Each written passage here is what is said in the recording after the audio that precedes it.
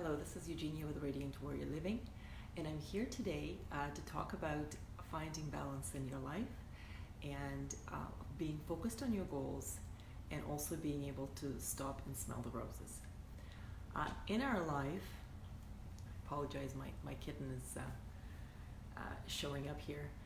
In our life, very often we are also so busy, and the society that we live in values drive and determination and achievement, and there's a lot of pressure that is put on everybody to kind of achieve, to be busy.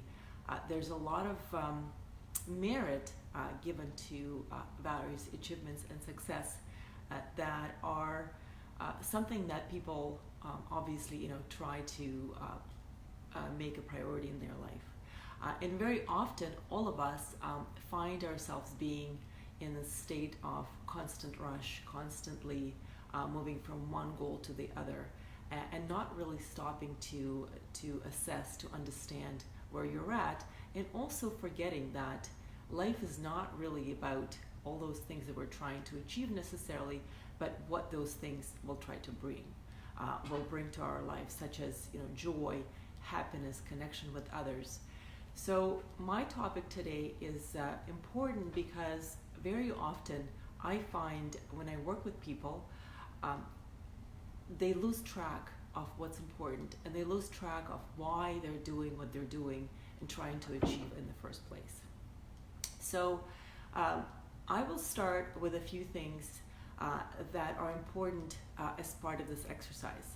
So one of the things that you can do at the offset of sort of understanding, do you have balance in your life? Are you spending a lot of time achieving and moving on to the next thing without sometimes stopping to assess where you're at and how much enjoyment you're actually getting out of life? How much of what you value and find important for your well-being, for who you are, for your personal growth, for the connection with your loved ones that you're getting out of your day-to-day life. And in accounting there is such a thing as a balance sheet.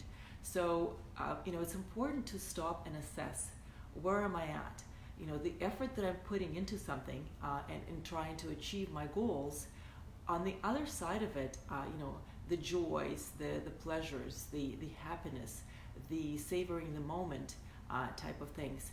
What are the proportionate, what is the comparison? So how much time are you spending kind of achieving, going, being kind of the doer, being in your mind, and also kind of driving yourself and being so determined and focused? And how much time are you spending on the things that are bringing you back to why you're doing what you're doing, which again are the connections with your loved ones, your sense of well-being, your sense of joy, and your sense of growth, your sense of expansion of who you are, and maybe getting to know yourself as well, and understanding your biggest passions and things that drive you.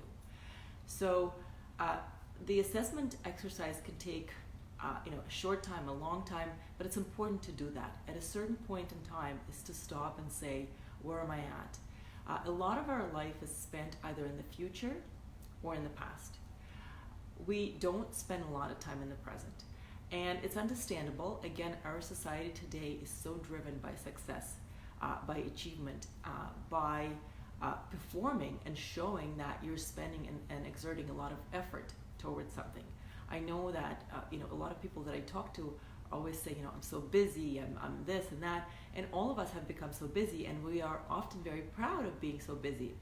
It shows how important we are. It also shows that we are kind of involved in the world. We are spending our time towards doing something important, or we are actually doing something.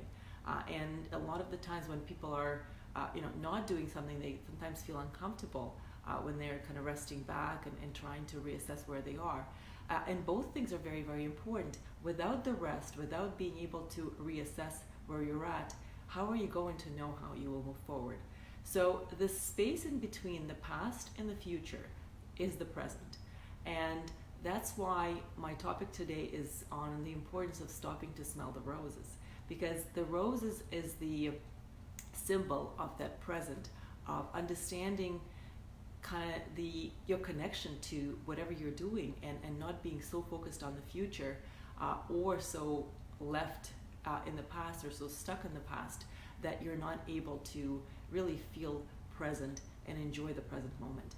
Very often, all the studies show that, studies on happiness show that people who are really happy are not the people who have been, who are maybe have the reasons to be happy and have everything that life offers, but they're the people who have been through some very traumatic events in their life, but they're able to reassess and find the gratitude, find the present moment, and find something in the moment that they're able to connect to and understand how precious life is.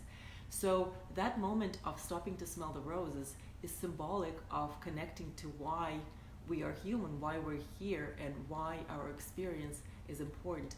Without that part in our life, what is the point of doing everything that we're trying to do? So it's finding those moments in your present time, in your present day, and being able to connect to that moment is very important. We have 5 senses that are given to us, being able to smell, being able to taste, being able to talk, being able to express who we are, being able to see. So those senses are given to us for a reason. If we let our mind overcome all the other senses all the time, then we're only driven by our mind, which can play serious tricks on us. So some of the things that I want to suggest to you, and the way to be able to be present, is really about savoring the moment. What is savoring? Savoring is being able to stop and really feel into what you're doing. So without sort of being kind of stuck in that, and thinking of the next thing where you're not even sure how you got to a place. Like if you're driving and thinking of something else, you're so caught up in your thoughts that sometimes when you arrive, and we all have been there, you're not even sure how you got there. And it's a scary thought, because you're so mindlessly doing something and thinking of something else that very often you're not even present to where you are. So if throughout your day you can catch yourself not being present and being so distracted by thinking about the past or thinking about the future, then that's the first place to start. So finding that moment when you're driving, for example, and you're holding the wheel, it's kind of being able to feel the texture of the wheel. What is it? Is it leather? Is it wood? Is it, what is the feeling of that texture? I often surround myself with different textures of the fabric, because that allows me to really connect to the moment, to be able to feel, if something is smooth or something is sharp, because that brings my awareness of the moment back to me, versus being so in the mind that I'm not connected to the environment around me. And very often, the different textures, so for example, sort of the velvety texture is something that can really allow me to feel present, to ground myself, especially in the moments when I'm so focused or so stressed. And all of us obviously have those moments, and we're so caught up in what we need to achieve. So if you're able to bring yourself and find a physical object that you can focus on to really ground yourself and really feel present in the moment. And the pillow, or that velvety texture, is also that rose, because it brings you back to your ability to feel and enjoy. So for example, I enjoy touching something that's super soft and super smooth, and it just grounds me back to that feeling of being present, being here today. The other thing is when we have a meal, when we're eating, that's another ability that we have to connect to our senses, to connect to the taste. For example, when you have a morning coffee or breakfast, it's really tasting the coffee, but it's savoring every sip. And I know, again, in this busy life that we have, it's very hard sometimes to find a way to do that. But if you can commit to doing at least one of those meals and really tasting every bite and kind of stopping yourself to think about what this tastes like, what is this taste, and naming the flavor of whatever you're eating. Is it sweet? Is it savory? Is it a little bit bitter? Is it a little bit sour? Is it salty? Those types of things allow you to really focus on that present moment, but also allow you to enjoy the meal and not just sort of fill yourself up with something because you're hungry, but to bring you back to that moment. So, the other thing is kind of being in nature and being present to what's around you, and really stopping yourself to take in the view, and sort of to savor that, to stop yourself and allow yourself to take that in. So using the senses is one of the simplest ways, which is present to all of us every day. And those of us who are lucky to have all five senses present, can be present to that experience. The sense of smell is something that I find personally is a big one. And there's lots of candles today. There's lots of there's roses, there's flowers. We are right now in the summer season here, so there's so much there, and being able to even smell the fruit, smell the flowers, smell the nature around you is something that will give you this ability to connect to that sense of smell, but also to that sense of beauty, and bring you to the present moment. So the balance is about being able to have the discipline in your life to stay focused and to stay determined on what you need to achieve, but also to bring yourself back to why you are here, why you are achieving and doing all the things that you have to.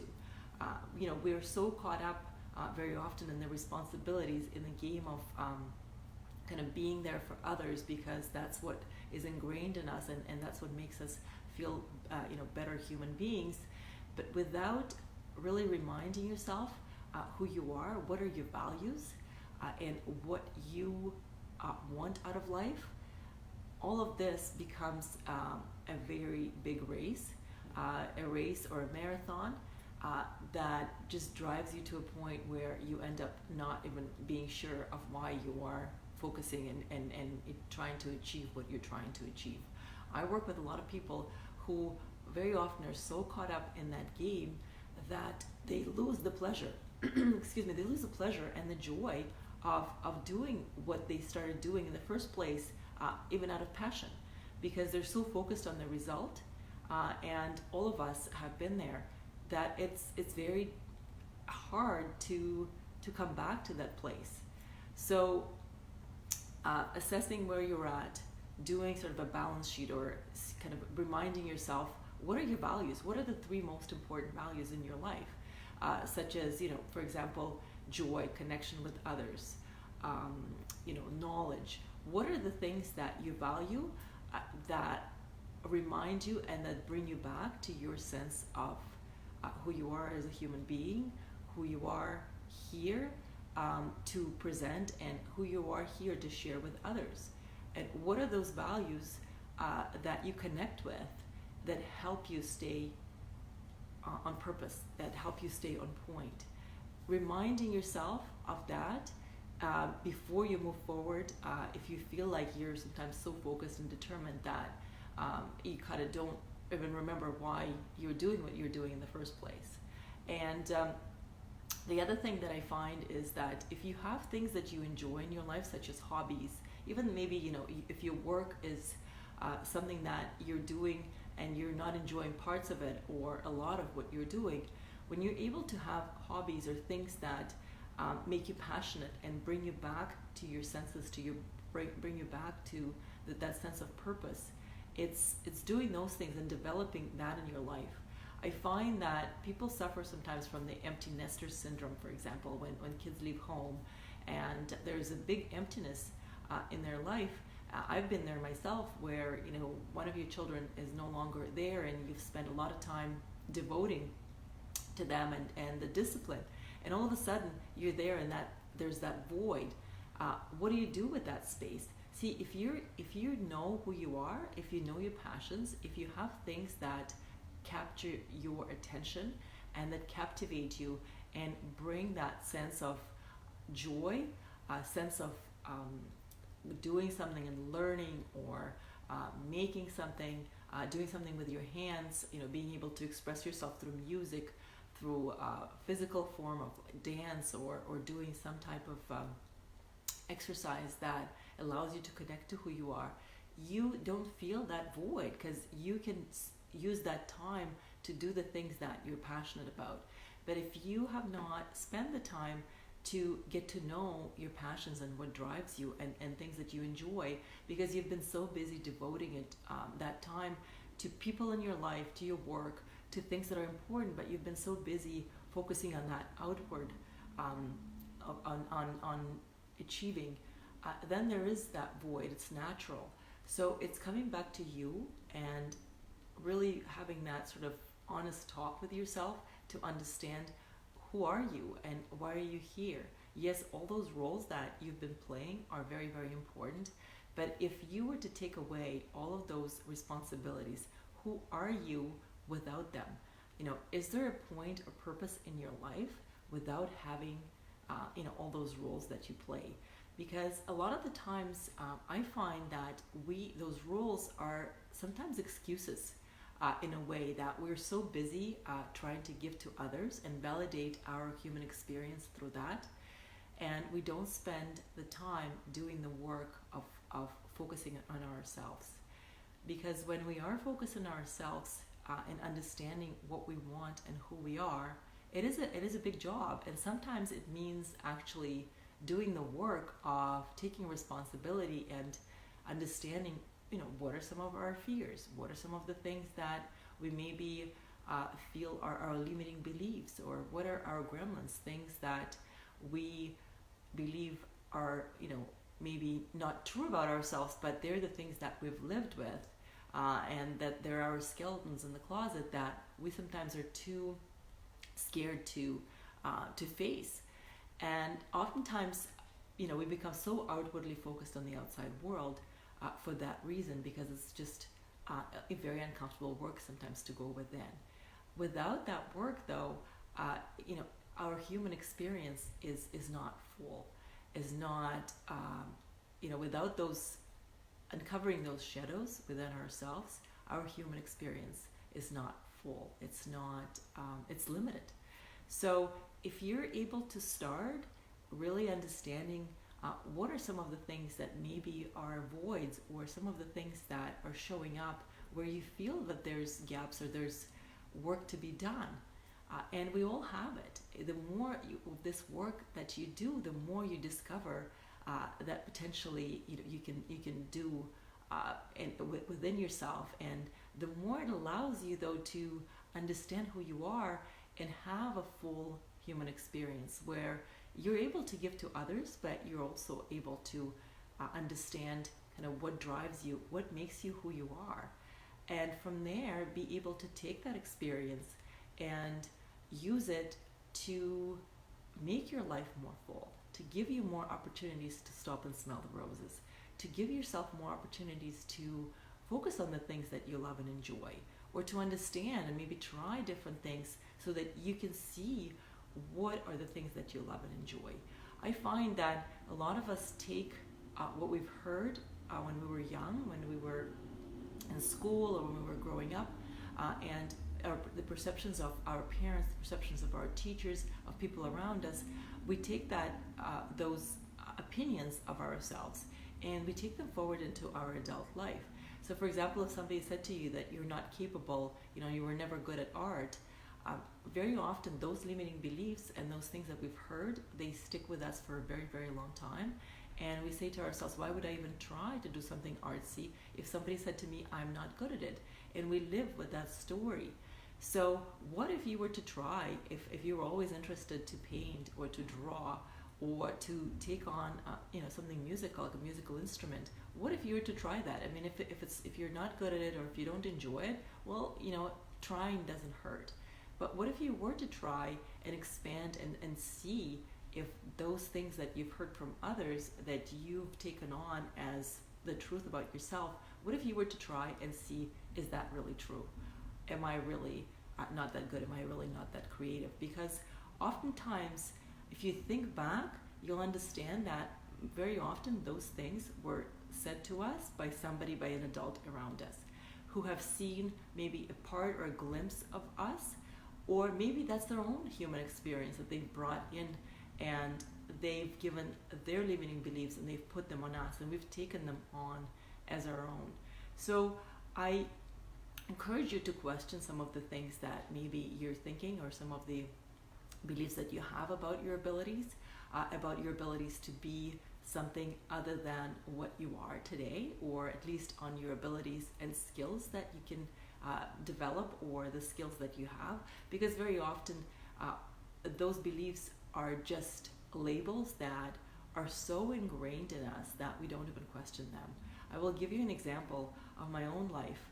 When I was going through school, I had one of my teachers in literature who told me that I was not a good writer, and I've always liked to write. When he told me that he said, I don't try hard enough, I'm not good enough.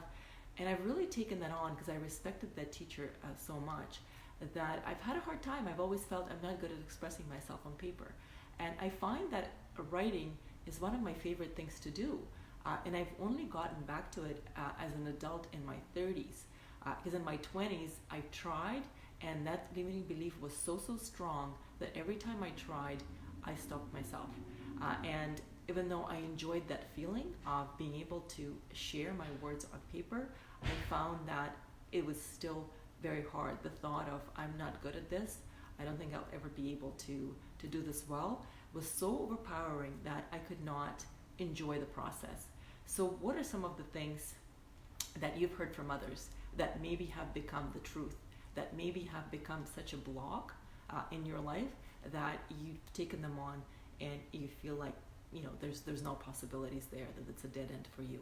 So maybe questioning that is one of the things to kind of bring something into your life that will allow you to smell the roses, and remembering to use your five senses, and also understanding that everything, determination, achievement requires discipline, but being able to smell the roses and being able to stop and really savor the moment also requires the same discipline, even though those are maybe soft skills, and those are the skills that are kind of not something that will show up as a result, but it will show up as a result in your life of your overall satisfaction, of your overall ability to actually look back and remember, what about yesterday that I enjoyed? When you string those moments of savoring the moment throughout your day, you'll see that that day will have a different flavor and a different texture and a different feel. It will have a lot more dimension to it. It won't be as flat. In the days I find that are busy with rushing and doing, going from one thing to the next, to the next, to the next, I find those days I usually remember sort of some of the actions and maybe that sense of stress and the sense of rush that I felt. If I have the moments when I'm able to savor, and I'm talking about 5 minutes of having like a coffee, or stopping to touch something that I like a velvet, or to pet my dog, those are the moments that I remember the next day, or those are the moments that I remember because I've actually stopped and enjoyed and taken that in. And it's also about having that gratitude of sort of I'm able to feel this, I'm able to experience this right now, because that's the big part of our human experience. Even the emotions that sometimes we so quickly want to get rid of, the emotions that we call negative, even though I believe that there's no negative emotions. All the emotions are very important, because as human beings we need to experience the whole range of them, from the sadness and hurt to the immense joy and satisfaction and success and bliss. So even in those moments when we feel those emotions, it's being able to feel that as a human being that we need to savor and we need to connect to, because that makes our human experience what it is. If we are only caught up in our mind in achieving and doing, our life loses its sense, its texture, its color. So if you can think of your life as an overall experience, it's like watching a movie. When you're watching a movie, you want to be able to be touched, your heart touched. your mind touched, you want to be able to see beautiful scenery, or at least something that you will connect to visually. And maybe, the sense of smell would not be something that would show up, but if you're watching somebody eating a meal and enjoying a meal, you'd be able to kind of feel that, or at least feel what these people are feeling to enjoy a good meal. So the same with our life. It's like being in a movie. How much of those senses are being brought out in your life? So if you're able to connect to that and remind yourself that your story, your life story, is up to you, and how much texture, how much life, how much color it will have, then maybe every day you can remind yourself to add those experiences to make your senses come alive and make your life have more balance, with the achievement being part of it, and focus and determination, and also being able to stop and smell the roses. And if you need a reminder every day, you can put something, I have something in my office that is like a little saying that reminds me to come back to that sort of sense of who I am, and to bring back that understanding of why I'm here and who I am as a human being. Then maybe that's a reminder you can have, or surrounding yourself with things that will bring you back to that sense of gratitude and sense of experiencing life in every moment. So I'm hoping this was helpful. Thank you to everybody who was watching, and please stay tuned for next Thursday for the next show. Thank you.